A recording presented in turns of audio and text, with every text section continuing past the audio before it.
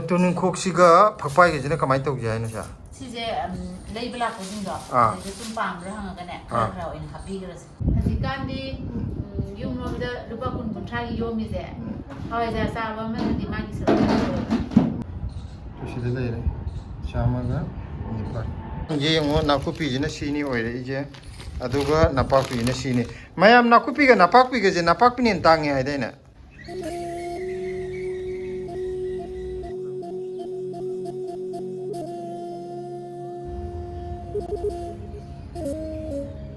mayam ko object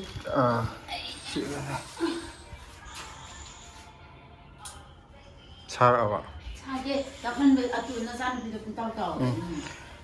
mayam ko object pot kan to packing to ho ge sida napak pi le re adigi tuning kho nakupi chikompak yaw je mayang ton yendem ado packing to ge handakti akoi kano to re weight all ani mayam na weight on je have do ko haidi sum akhara mana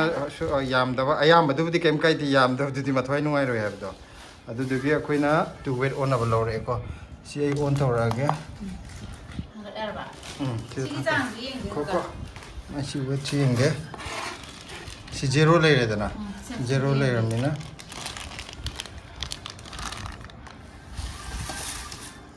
Sidai da lai je 135 lumba gi sam je 135 nati one mai lumba sam je gram cham ga kano gram cham ga kuntram doi kuntramari atmain lai kuntram ngang lai sim kuntramari kuntram ma sa ku chen chen lai adu gi jang du nya hala sira ga na gai hapa na gai hapa gi chang du dum ya de si dum oi si amma mu yenge kun tha di ma kha di ha poi je ba si kitang handare tetuna kitang handa si kulum doi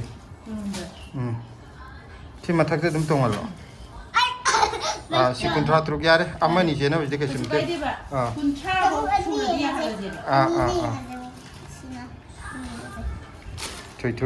je thoi ki nei humpu mari pole yare ai na pon kan me na pon ai pambi macam tang hapo yare adu di ai si jing je ha sa la ki ge chang am di khang ani na cham khang mu de thak thak hapo do adu tong no ma gi mi me na lo bi ani cham ne kariya tahero kai no am tahero mama gi se cham ne ma mi mi se lo bi ani yani yan yam yam ba teno ne na ku pi je si na kita ku pa do are be no ti sama li re ko sama ka na si asuna kan ni mata ku pa do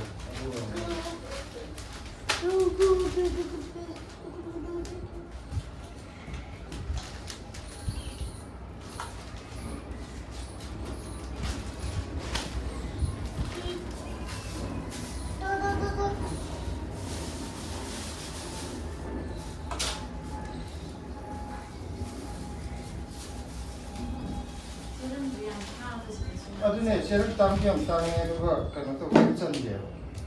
asung ki je serum je khai ade si mai ne picking trong de am nong thang de am thang de bai de nam ja ong ne ko ti am pre hai de si de de sa ne aduna hong do ai si policy je moi na ka chu chi na do de le re once layer dum si ga ro du ne aduna khara apa du thi de ya ro si ai ne de yaw de ba moi de de papa ni puri chi ka je lai ba ai pu chi de do ge na gi puri che ka je gi lai ga ka de la ina na ki ha ni ku de yaw ka je gi lai na de ma gi ku ram de kai na ai pre ku de mak na ne ku to ma ma te yeng ga da ba nang ko ke ne le yo pre ni se ai mish ma na ti de yo ne ki ro ni da ina le 2011 che da le ku yang ka ni kli bai ba ha papa kli bai ha de moi to de ni ba ni ko mayam handak na pak pi se hadi video da di kya bu kano taw no u de sorry phazar da loi le pa Packing atau aroi bazina sida laira. Koi se gram kya no pulam lung dida. Gram chamaga Kano samhum kano je napak ini samhumdra ada je lele ye buko. Kita hen baju yawe buko. Adik maroi napak kak pun ya ada ni. Adik ka naku pijina samaga humdui. oh haidi kano mane haba sang amadane bako. Adagi naku pisu yang postar ai bi sana kan kece kamain tahu report apa sih aina Hadaki maroi budi cerang yang pesa tinggi. karam mam tatai mamjagan maroi se manbaye packing to gulo le haji wa di se kano ga nap si je kariba tuning ko ka papai ga dangai re aduga kano ga nungai peruk to packet amara kano nungai peruk se mi am pam nei ko aduga hawai jar je ga nungai peruk si yengji kaya packet akoina sari ba packet tu da ya ga dori ba ya roi dori bra da se Peruk to ha haidi han he hakki bachang de yengo adu kai gumba yaragana pare yadragana maroi khara hapchal packet am di saba yin nata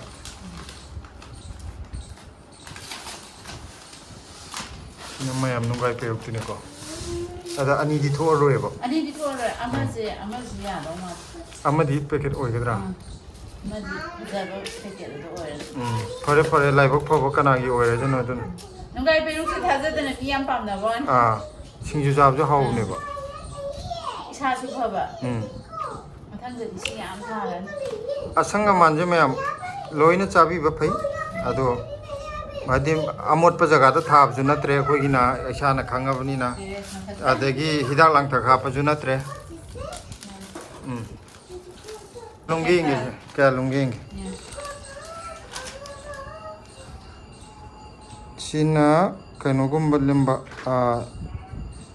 80 muki chang lumba kaino ji haidi sama muk mai lai jegi bune buko sijina 80 muk maya lumba adi lumba poche makhan mana di dana tuning khoksiga phakpai ge jina kamai tog jai na sa sije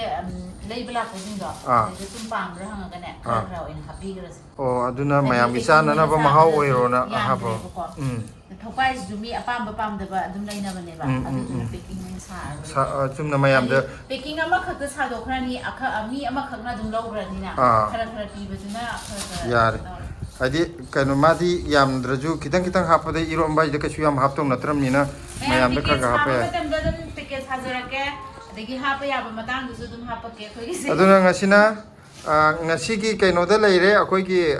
kari haiba mi pot leiba matamda ama ani leire di ama happy ga haibdo akoi gi na leiba lakpi bajing da tuning kho khaga ga aduga phakpai khaga ga hapcharage aidi morong mai pada hapna ba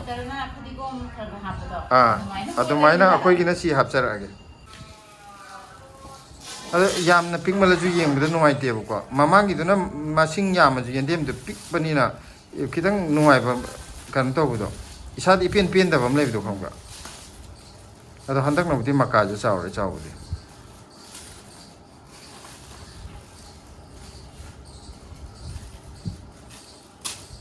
packet akano mapun ani bokti ya kadra khale mamang de handak na di phojai ha mamang na karon ti kai kanu to maka do pi adune me aina mamang de hajai da no bu tholok puduna he ko te kitang tang tak to wa tang bai je akoina tang na pining bai na te lai ta bagi laitavagi di adum masing du adum kano toroga adum saagi budu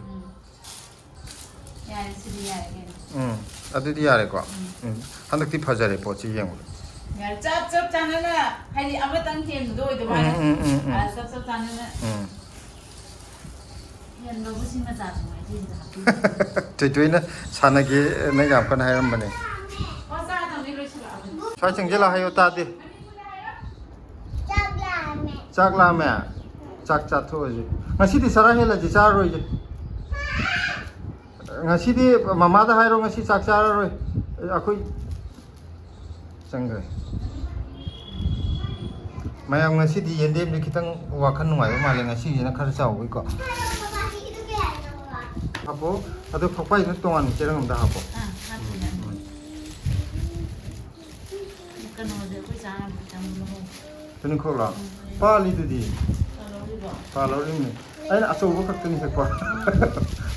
Ma di marui si ampam ni tu zain lu hektar meter pakarin nang cana mukau ini. Se kainu je enggak marui nak kupin tarau gimana. Thoi adu marui tu sana biar dapat kani apa.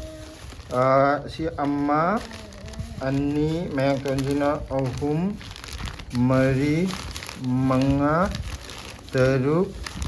taret mayang tonji paket taret adagi kaino juga siga nipan sarji kaino maga nunggai peruk siga nipan nakupina tara ama kaino jina pak pike ano ani ahum mari manga teruk taret nipan mapan nam tai napak piji yame harga kaino ne hena nakupi ne na thui de sila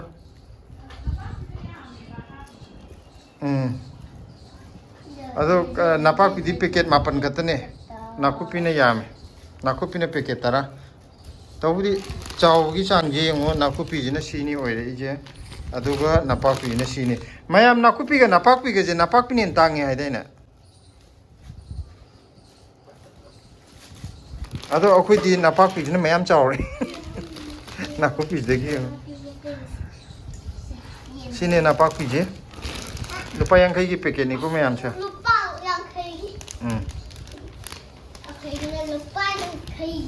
cherang ju am chawai napak piji je hadi madi kitchen me yar roina nakupi ji ga yeng nakupi ji na khoi na hana de dum hap cherang du ne ba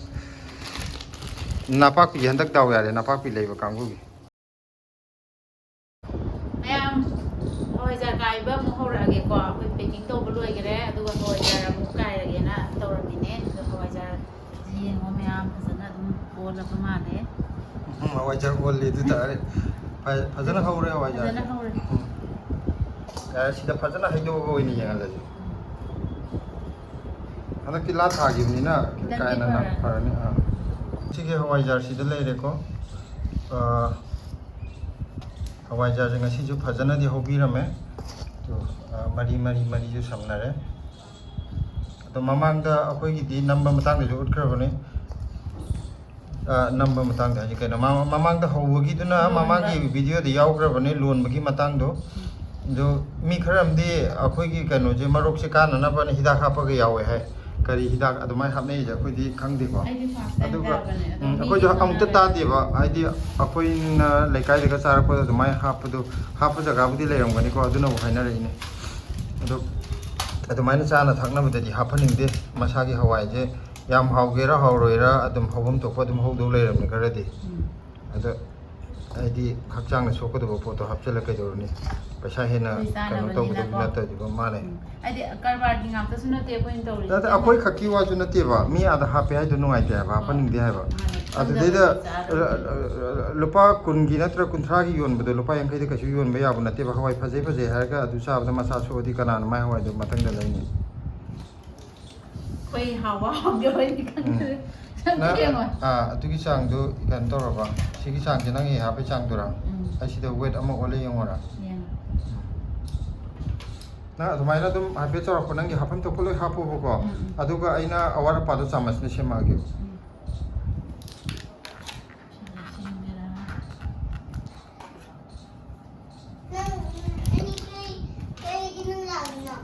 Chalo nang tumuro. Oh, tumbe ya de ka pho khar mala ju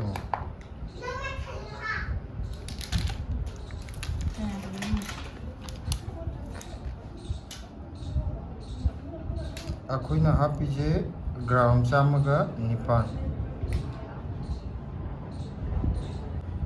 to sida leire chamaga nipan sigi sang je loi hapa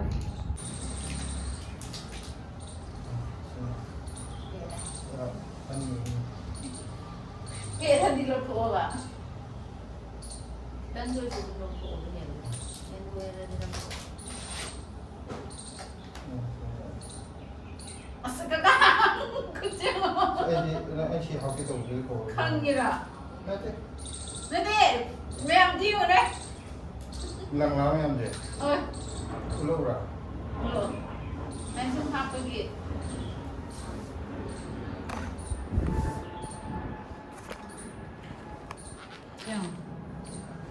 ꯎꯗꯤ ꯀꯗꯥꯏꯅꯣ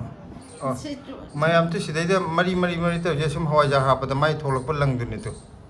ꯂꯪꯗꯨꯅꯦ ꯍꯋꯥꯏꯖꯥꯔꯗꯒꯤ ꯂꯪ ꯑꯣꯏꯅ ꯁꯦꯝꯃꯅꯤ ꯀꯥ ꯑꯗꯨꯒꯩꯗꯣ packing ꯁꯤ ꯍꯥꯟꯅ ꯑꯝꯇ ꯇꯧꯁꯤꯟꯖꯤꯔꯥ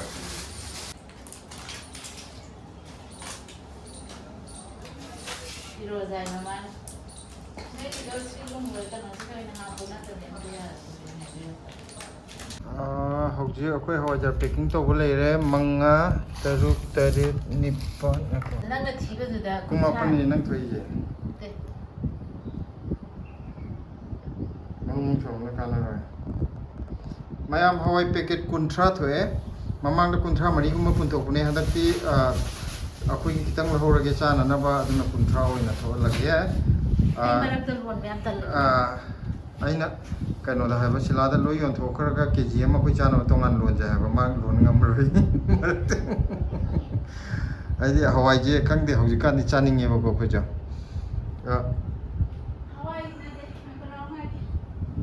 ꯍꯋꯥꯏꯖꯥꯔꯁꯦ ꯊꯥꯏꯅꯗꯤꯀꯣ ꯂꯩꯔꯛꯑꯒ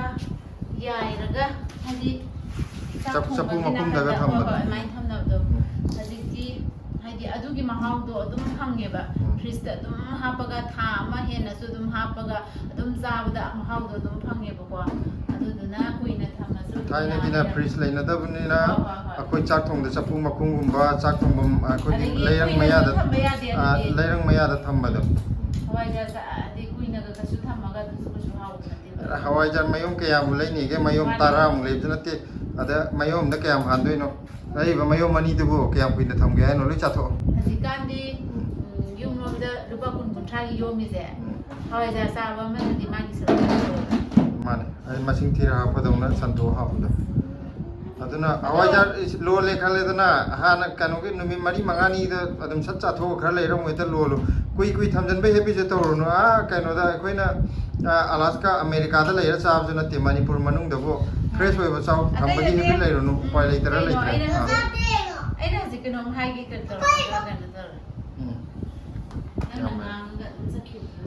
ꯍꯋꯥꯏꯖꯥꯔ ꯀꯩꯅꯣ ꯇꯧꯕꯒꯤꯔꯣ ꯂꯤꯔ ꯊꯝꯕꯩꯔꯣ ꯐ꯭ꯔꯤꯖꯇꯒ ꯍꯥꯞꯄ ꯊꯝꯕꯗꯣ container ꯀꯩꯅꯣ ꯇꯧꯕꯗꯨꯁꯨ ꯍꯥꯎꯋꯦ ꯉꯧꯊꯣꯛꯑ ꯊꯝꯕꯗꯨꯁꯨ ꯍꯥꯎꯋꯦ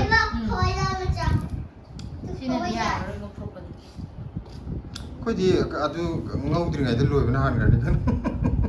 ꯀꯀꯥꯒ ꯑꯩꯒꯁꯦ ꯍꯋꯥꯏꯖꯥꯔ ꯆꯥꯕꯁꯦ ꯑꯩꯈꯣꯏ ꯀꯀꯥꯅꯗꯤ ꯈꯔ ꯍꯦꯜꯂꯦ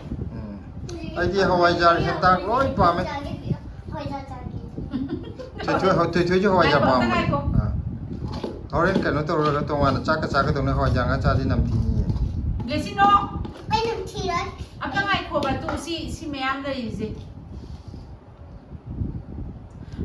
ꯑꯩꯅ ꯍꯥꯏꯅꯤꯡꯉꯤꯁꯦ ꯍꯋꯥꯏꯖꯥꯔꯁꯦ ꯃꯔꯨꯁꯨ ꯇꯥꯡꯉꯦꯀꯣ ꯗꯦꯁꯤ ꯑꯝꯇ ꯉꯥꯏꯈꯣ ꯀꯀꯥ ꯑꯝꯇ ꯆꯩꯔꯛꯑꯣꯅ ꯃꯃꯥ ꯋꯥ ꯉꯥꯡꯉꯤꯁꯦ ꯍꯋꯥꯏꯖꯥꯔꯁꯦ ꯃꯔꯨꯁꯨ ꯇꯥꯡꯉꯦ ꯑꯗꯒꯤꯗꯤ